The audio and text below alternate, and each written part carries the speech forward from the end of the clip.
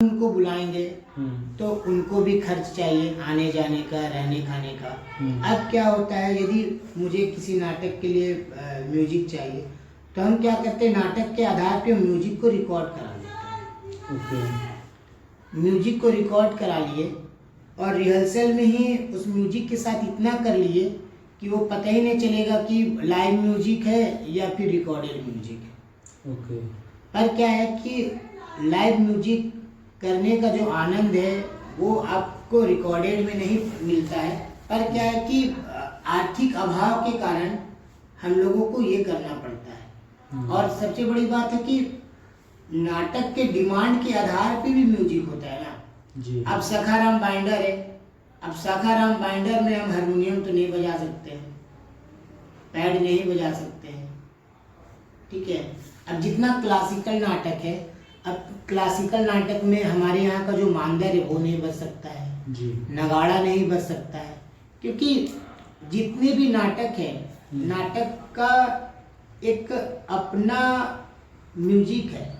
यदि आप उस म्यूजिक में थोड़ा सा भी छेड़छाड़ करते हैं तो वो नाटक जाने का कहीं और चला जाएगा, कुछ और, ठीक है।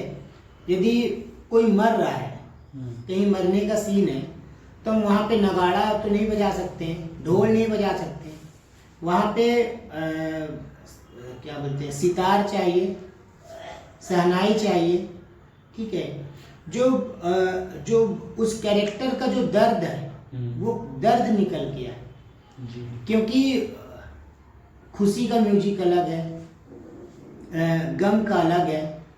जब मर रहे तो उसको, उसके लिए तो गम वो चाहिए ना, और जब गम के लिए चाहिए तो सैड सॉन्ग चाहिए, सैड म्यूजिक चाहिए।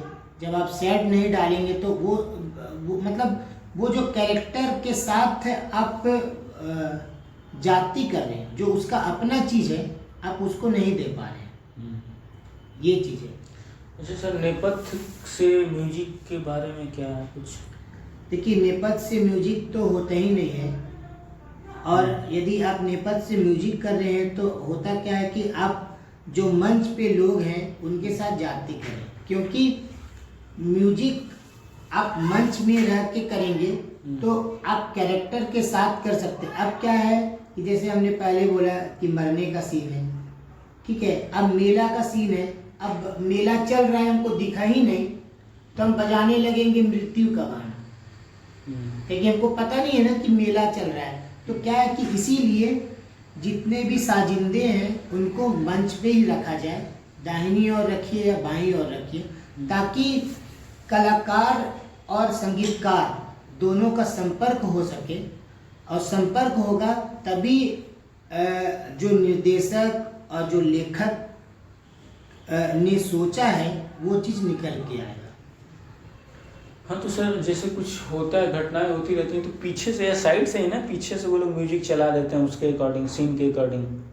देखिए, सीन के अकॉर्डिंग चलाते हैं तो सीन के अकॉर्डिंग रिकॉर्डेड भी म्यूजिक चलाते हैं, लाइव भी चलाते हैं। तो मेरे कहने का मतलब है कि आप कौन सा नाटक उठाए हैं, कौन सा स्क्रिप्ट कर रहे हैं, उस पर भी है। अब क्या है कि हम अंधा युग करेंगे, ठीक है, अंधा युग करेंगे, तब गांधारी जब भगवान श्री कृष्ण से बात करती है कि तुमने अच्छा नहीं किया, तुम चाहते तो इस महाभारत को रोक सकते थे, पर तुम्हारे कारण ही ये महाभारत हो रहा है।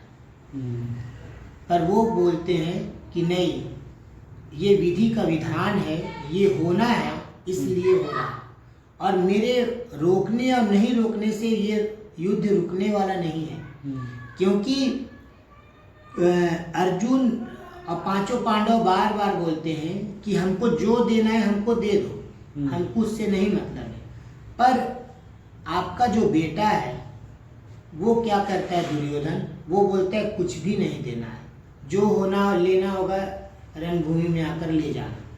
यदि हम दोनों कैरेक्टर को लेके चलते हैं, और जब गांधारी जब कृष्ण भगवान से बोल रही है, तब वो क्या है कि क्या बोलेंगे उसको, वो जरा सा शोक में, मतलब खुशी नहीं है उसके साथ, ठीक है, वो दुखी है, तो उस समय क्या होगा, दुखी का म्यूजिक होगा ना, सारंगी होगा। और वो भी सारंगी, कौन सा सारंगी होगा, या आलाप होगा, आलाप भी होगा तो वो आलाप होगा मतलब दुखी वाला आलाप। हाँ, ये चीज़ है जी सर। आज बहुत कुछ सीखे आपसे, ये सब कुछ है। उसके लिए बहुत बहुत आभार सर। और सबसे बड़ी बात है ना, देखिए म्यूजिक भी है, और क्या है ना कि प्रॉप्स भी नाटक के हिसाब से ही प्रॉप्स का भी इस्तेमाल होता है जी। और बहुत लोग होते क्या है कि प्रॉप्स का इस्तेमाल नहीं करते हैं, जिसके कारण उनका नाटक भी बिगड़ जाता है। जी। बिगड़ इसलिए जाता है, आप आधे अधूरे देख लीजिए। आधे अधूरे में जब वो ऊपर जाती है, चाय बनाने के लिए जाती है, वो करती क्या है कि किसी भी प्रॉप्स को छूती नहीं। आप किसी भी प्रॉप्स का इस्तेमाल नहीं करेंगे, उससे टच नहीं होंगे, तो आपका और उस प्रॉप्स का जो संबंध है वो पता नहीं चलता है। अब मुझे बताइए कि ये दिया है, मेरे हाथ में ये दिया है, अब है कि हम दिया को उठाएंगे नहीं और हम ऐसे ऐसे करेंगे। अब क्या कि ये दिया है, अब दिए का इस्तेमाल हम करेंगे तो दर्शक, अब होता क्या है ना कि हम यदि रोते हैं तो हम में इतना काबिलियत होना चाहिए कि दर्शक मेरे हिसाब से चले। यदि हम रो रहे हैं तो हम अपने अंदर ऐसा कुछ कर दे कि मेरे साथ दर्शक चले। हम रो रहे हैं तो दर्शक भी रोएगी, यदि हम हंस रहे हैं तो दर्शक भी रोएगी, हंसेगी। अब है क्या कि अच्छा अभिनेता वही होता है जो अपने साथ दर्शकों को लेकर चलता है। यदि आप मंच पे आप हंस रहे हैं और दर्शक उठ के चला गया तो आपका और दर्शक का कनेक्शन नहीं हो पाया। और कनेक्शन होने के लिए क्या है कि आप और दर्शक दोनों का तालमेल बनना चाहिए। तालमेल कब बनेगा, जब आप दर्शक को अपने साथ जोड़िएगा, ठीक है।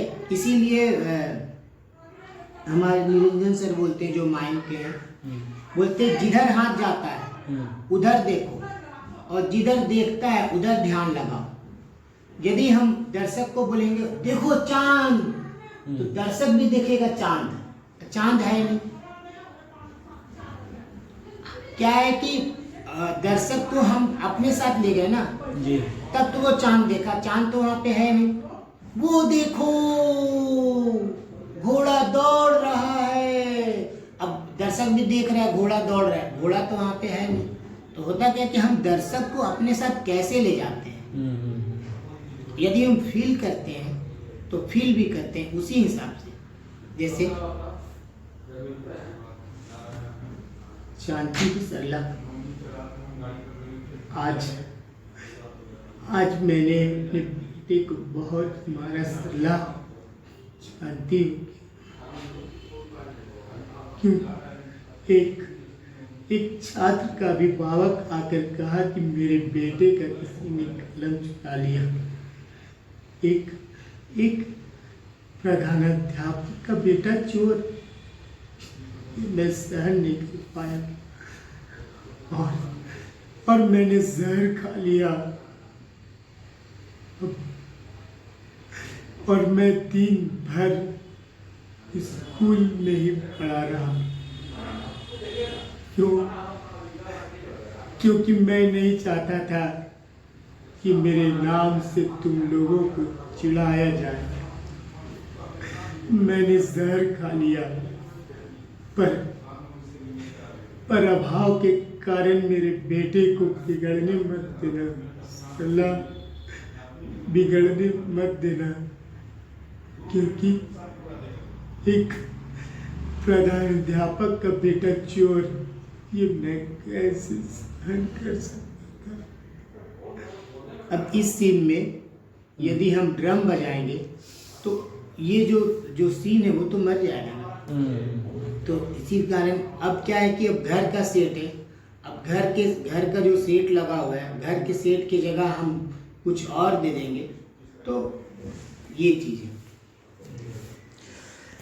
थैंक यू सर, बहुत कुछ आज आपने आप बताया, उसके लिए ऋषिकेश सर को बहुत बहुत आभार। उन्होंने काफ़ी ज्ञानवर्धन किया, आज बहुत कुछ सीख के जा रहा हूँ सर।